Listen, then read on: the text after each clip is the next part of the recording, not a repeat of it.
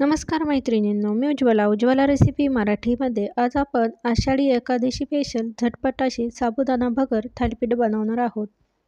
तर आजच्या रेसिपीमध्ये आज आपण भगर किंवा साबुदाणा भिजत न घालता झटपट असे थालीपीठ बनवणार आहोत. त्याकरता इथे मी 1 वाटी भगर घेतली आहे. अर्धी वाटीला अगदी थोडासा कमी म्हणजे पाव वाटी इथे आपल्याला साबुदाणा घ्यायचा आहे. 1 उकडलेले बटाटे घेतले आहेत. आता इथे आपण साबुदाणा आणि भगर भाजून घेणार आहोत. त्याकरता इथे मी गॅसवर कढई गरम करायला ठेवली.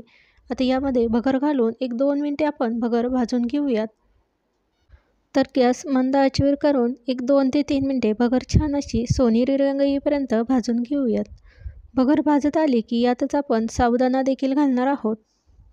तर इथे आपण साबुदाण्याचे प्रमाण थोडे कमी वापरत आहोत. त्याकरता इथे आपण साबुदाणा सेपरेट न भाजता यामध्येच भाजून घेणार आहोत.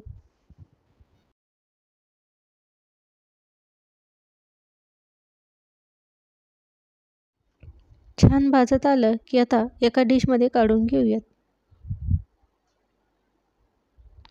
तर इथे आता भाजलेले साबुदाणा आणि भगर आपल्याला थंड करून घ्यायचे. थंड झाले की एका मिक्सरच्या भांड्यामध्ये काढून घेऊयात. आता हे आपण मिक्सरला फिरवून बारीक असे पीठ बनवून घेऊयात. पण पीठ मळून घेणार आहोत. त्याकरता इथे मी एक मोठा बाउल घेतला आहे. आता यामध्ये उकडलेले बटाटे किसून घेऊयात. बटाटे किसून झाले. आता आपण हे साईडला ठेवून देऊयात. तर इथे मी मिक्सरला छान भगर बारीक करून घेतले. छान बारीक पीठ तयार झाले. आता तयार केलेले पीठात आपण किसलेल्या बटाट्यामध्ये काढून घेऊयात.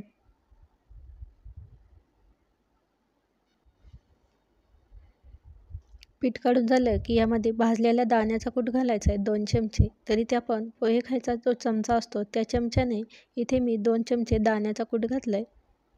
हिरव्या मिरचीची पेस्ट घालायची 1 चमचा. आता इथे तुम्हाला तिखट किती हवं त्यानुसार तुम्ही इथे हिरवी मिरचीची पेस्ट कमी जास्त करू शकता. चवीनुसार मीठ घालायचे. 2 चमचे ताजं दही घालायचे. आता हे सर्व आपण हाताने मिक्स करून घेऊयात.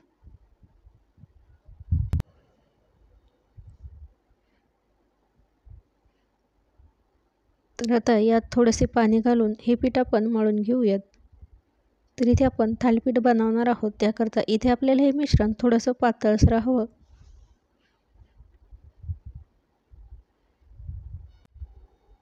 तर इथे आपलं पीठ मळून झालं आहे. 5 मिनिटे आपण हे भिजत घालूयात. पीठ भिजेपर्यंत इथे आपण आता कोशिंबीर बनवायला घेणार आहोत. त्याकरता इथे मी काकडी घेतली आहे. आता याचे साल काढून घेऊयात.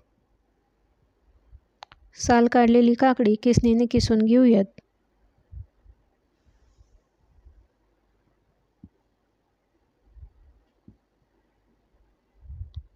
काकडी किसून झाली. एका छोट्या बाउलमध्ये आता आपण काढून घेऊयात. तर यात आपण 3 ते 4 चमचे दही घालायचे. कट केलेली हिरवी मिरची घातली. भाजलेला दाण्याचा कूट घालायचा 1 चमचा. 1 चमचा साखर घालूयात. चवीनुसार मीठ घालायचे. आता हे सर्व चमच्याने मिक्स करून घेऊयात. तर अशा पद्धतीने इथे आपली थालीपीठासोबत खाण्यासाठी झटपट अशी काकडीची कोशिंबीर तयार झाली. तयार झालेली कोशिंबीर आता आपण साईडला ठेवून देऊयात किंवा फ्रीजमध्ये ठेवायची म्हणजे छान अशी थंडगार होईल. 10 मिनिटे झालेत. इथे आपण पीठ थोडंसं पातळसर करून घेतले. खूप घट्टसर करायचं नाही. आता हे आपण तव्यावर थापणार आहोत. त्याकरता हे पीठ आपल्याला थोडंसं पातळसर हवं. गॅसवर इथे मी तवा गरम करायला ठेवला आहे. आता यावर आपण थालीपीठ थापून घेणार आहोत. तर अशा पद्धतीने पाण्यात हात बुडवून आता हे थालीपीठ आपण अशा पद्धतीने थापून घेऊयात. ओला हात केला तरी ते आपल्या हाताला पीठ चिटकत नाही. अशा पद्धतीने ते आपल्याला थालीपीठ छानपैकी पातळ थापता येतात. थालीपीठ थापून झाले की अशा पद्धतीने बोटाने त्याला गोल करायचे.